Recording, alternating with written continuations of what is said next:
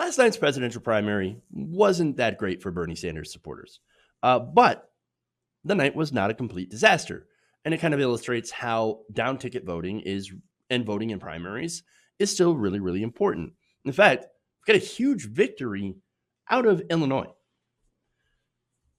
And so I want to present that here. Ladies and gentlemen, we got him. Down goes Dan Lipinski. Down goes Dan Lipinski. Yes, conservative Democrat Dan Lipinski has been defeated by progressive Marie Newman.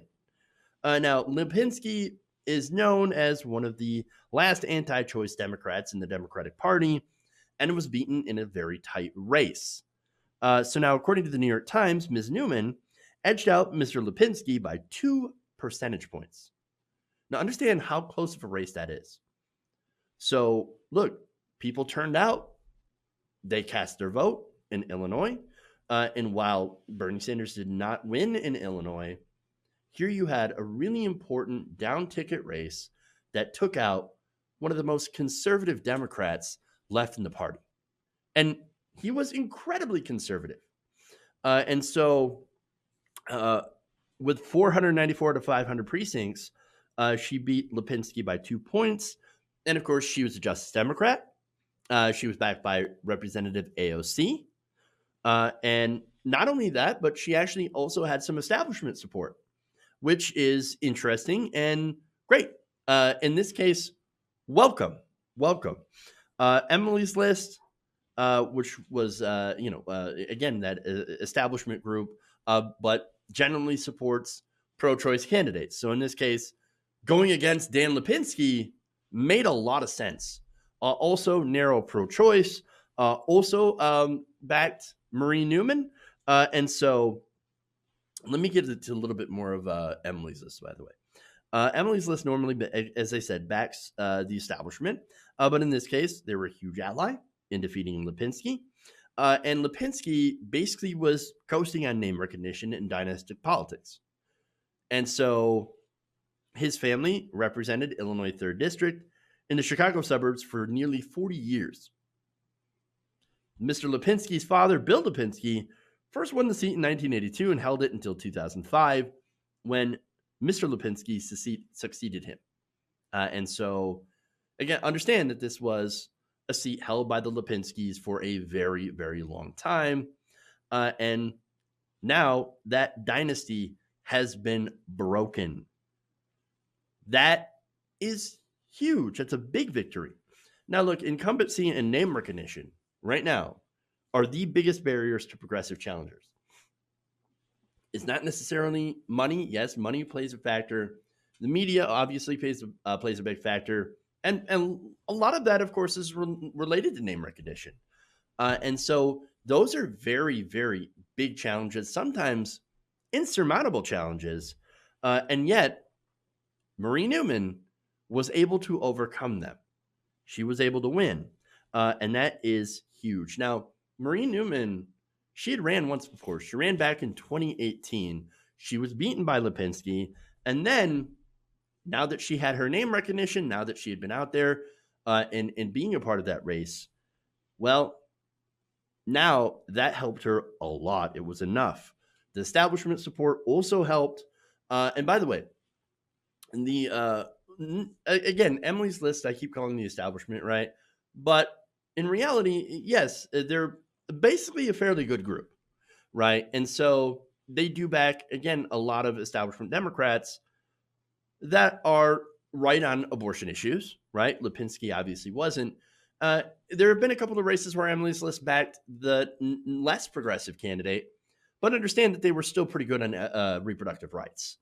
And so that's not where the disagreements came. But now, as far as the Democratic establishment goes, like, for example, Nancy Pelosi and some of the, the DCCC and in these large donor groups, they stayed out of the race. And so let me go to the Times here. Despite their official stance that the party backs incumbents, top Democrats did not go out of their way to advance Mr. Lipinski's cause. with good reason, of course, right?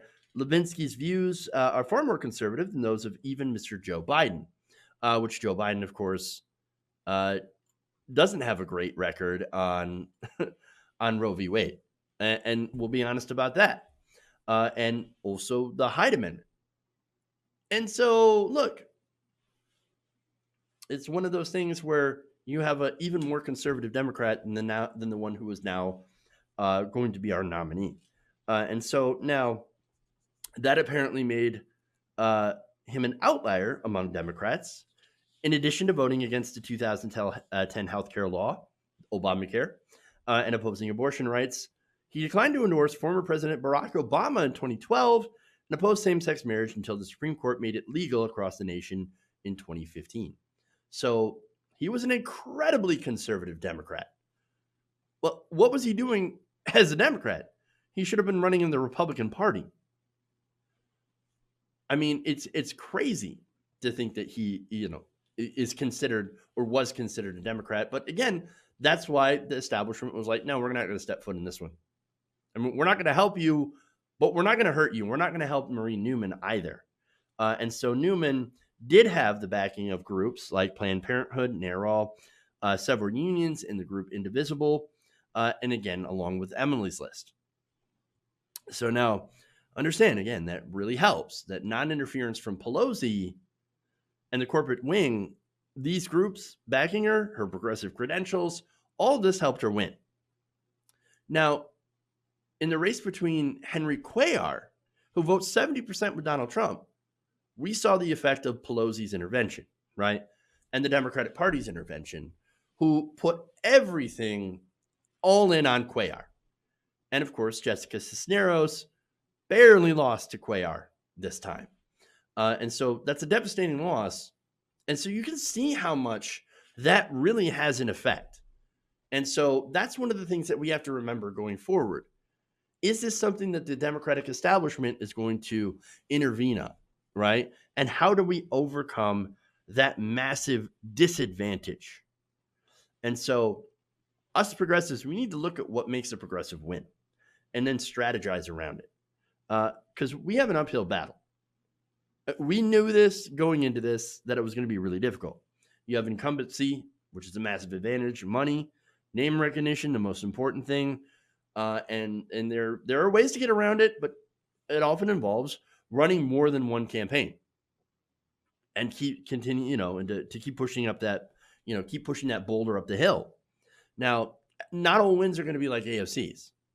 AOC's was such a shock because, well, I mean, everybody knew who Crowley was in Congress, and so they of course backed Crowley. But what was interesting is that Crowley had never been to the community before, allowing AOC to basically go and campaign and get the trust of the actual local community. While Crowley was not at all interested in the community. And so she was able to do that very successfully. And that's one of the things that led to her shock win, even though she had no money, no support from the Democratic Party, and no media coverage. And so, but not every victory is going to come like AOC's. A lot of victories are going to come like Marie Newman's, where you just have to keep pushing that boulder up the hill. And so we've got to study what works and try to apply what works in other campaigns so that we can win, so that we can put more progressives in Congress and push the party to the left. And so that's it. And so, look, I think that's one way that we can win long term, because what we're going to do is what we have to do is start out from the bottom. Going to the top with a presidential ticket, that's not working. It didn't work this time. It didn't work back in 2016. And so you've got to start at the bottom in order to really kind of push a movement towards a progressive future. It's a long road, guys, but you got to do what you got to do.